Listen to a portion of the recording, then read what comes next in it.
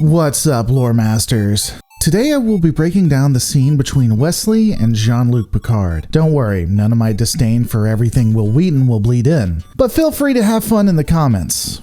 Let's get into it. Before we analyze the scene proper, it is important to realize the risk the filmmakers took here. Unlike most other lighting schemes you find in TNG, the confrontation between Picard and Wesley utilizes dramatic lighting for better effect. Dramatic lighting wasn't done in this era, not for TNG, not for most other shows, well, unless we're talking about Days of Our Lives or something like that. This was largely due to cost, industry standard, and the lower quality television set technology that existed at the time. After all, trying to rearrange all of the lighting from what you usually have, get all of the crew set up, as well as the need to ensure that your actors are hitting their cues exactly for it not to be appreciated because the televisions won't be sensitive enough for the audience to know what they're looking at and how costly it is, generally isn't worth it. Luckily, the sad fate of early technology did not deter our intrepid storytellers. To show you the typical lighting of what we see when dealing with Star Trek,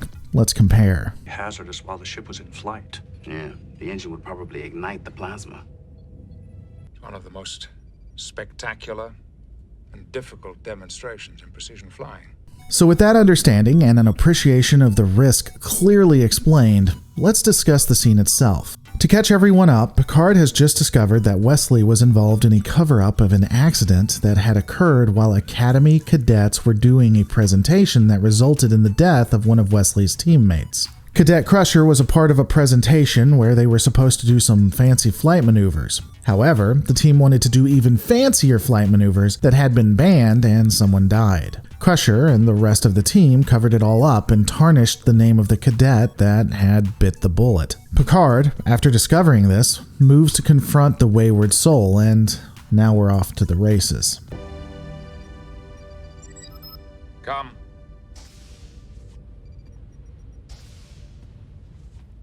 Captain?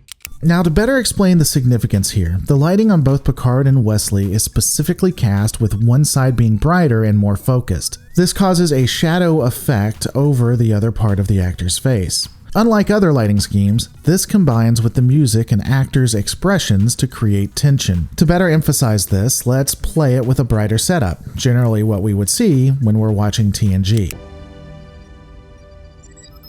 Come.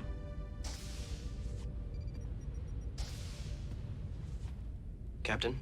The feel of the scene from a lighting perspective, as you can tell, is quite different. Also, another note here. I love how the actors are able to overcome the language of the camera. As you've heard me say a lot, a camera that is set up with a character's point of view but is angled up looking at another character often conveys weakness from the POV character. To be more concise, Picard looking up at Wesley would generally convey weakness on Picard's side. If the music had been off just a tinge, or the actors weren't as good as we see them here, it might seem that Picard is intimidated by Wesley. Nothing could be further from the truth. Both Picard's seriousness and the meekness of Wesley shows that all the power is on the captain's side. Can you tell me what this maneuver is?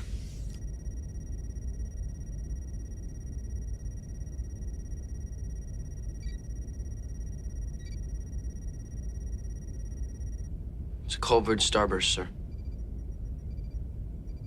5 ships, crossing within 10 meters of each other and igniting their plasma trails. It's one of the most spectacular and difficult demonstrations in precision flying. And it hasn't been performed at the Academy for over 100 years. Do you know why? It was banned by the Academy following a training accident, sir. An accident in which all 5 cadets lost their lives.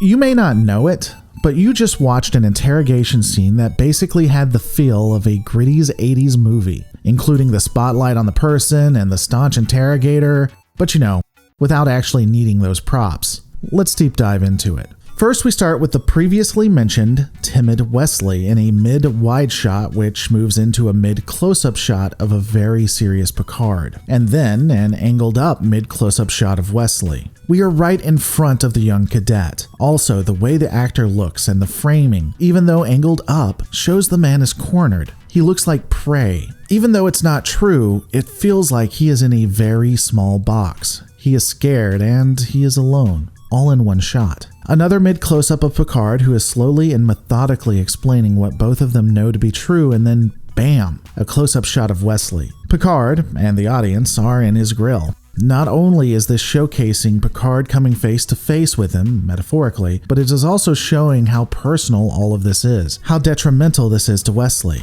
Everything that is occurring is intensely impactful. The next shot stays close up on Picard. The lighting is drastic here, dramatic. Only one side of his face is illuminated. This is right before Picard would bring it all tumbling down. Let's continue on.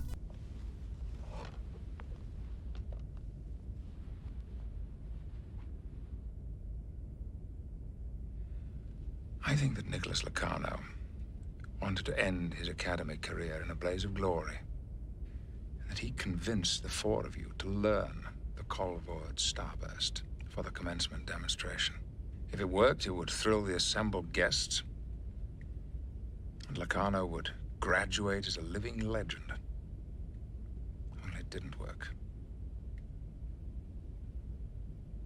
And Joshua Albert paid the price. Am I correct? Cadet, I asked you a question. Am I correct? I choose not to answer, sir. You choose not to answer?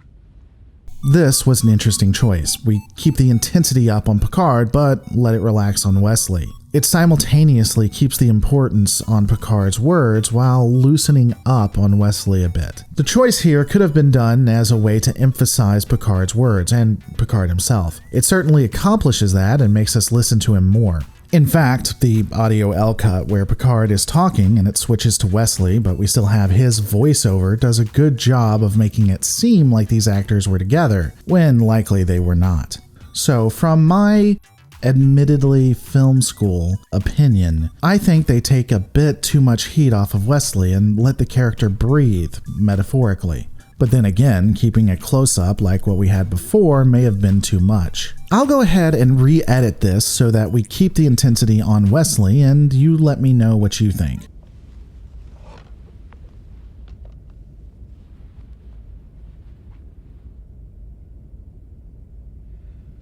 I think that Nicholas Locarno wanted to end his academic career in a blaze of glory, and that he convinced the four of you to learn the Colvord Starburst for the commencement demonstration. If it worked, it would thrill the assembled guests, and Locarno would graduate as a living legend. Only it didn't work. And Joshua Albert paid the price. Am I correct? Cadet, I asked you a question. Am I correct? I choose not to answer, sir. You choose not to answer?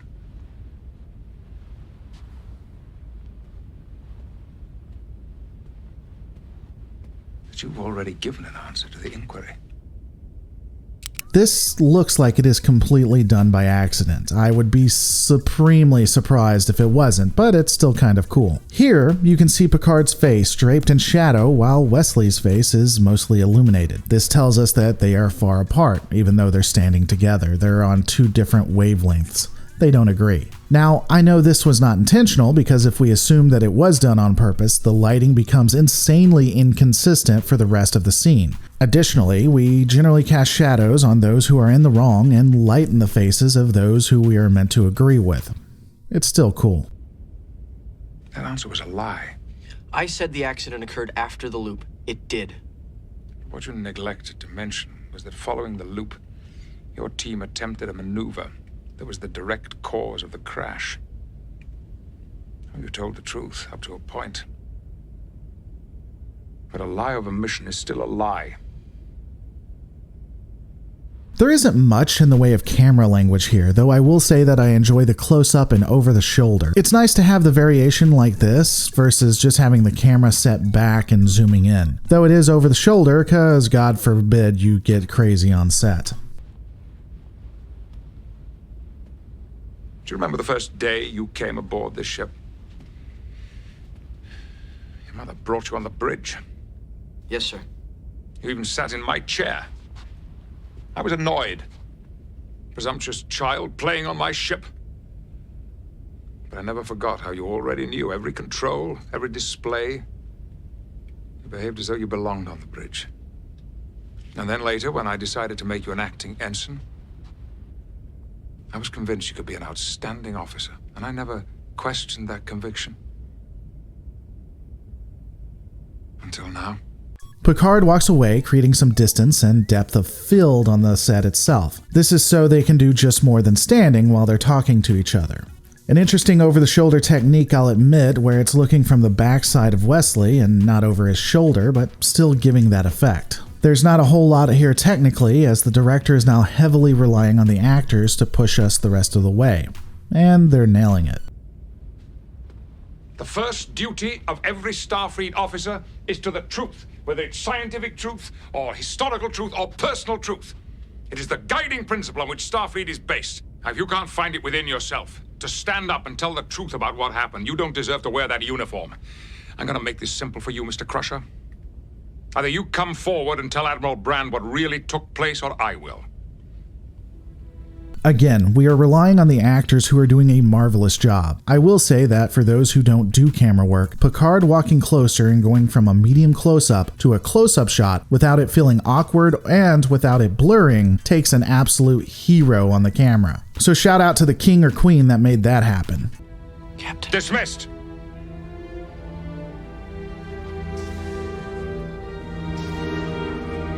And on the last piece, we find that Picard has both through the camera language and in reality gotten in Wesley's face, who is now shook. This is an absolute wonderful scene that in my opinion took good camera work, good lighting, good acting, and good dialogue for all of it to come together to make something massive. Hope you guys enjoyed the breakdown, tried a few new things, let me know your thoughts. Don't forget to rate, comment, and subscribe, as well as go to patreon.com/lorereloaded and become a patron for at least $1 there. I won't see any money from this video for at least 30 days, if I'm lucky to see it at all.